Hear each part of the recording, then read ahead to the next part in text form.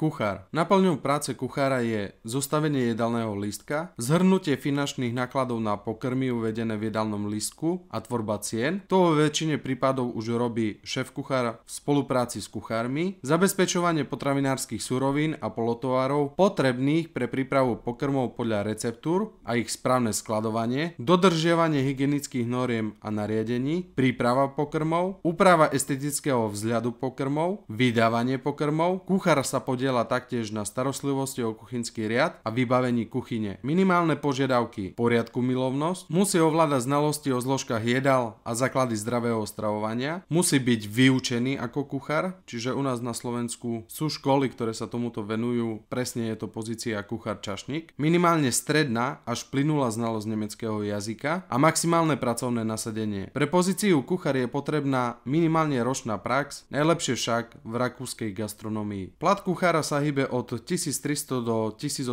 eur čistých, plus stringelty z kuchyne, plus ďalšie prémie od zamestnávateľa.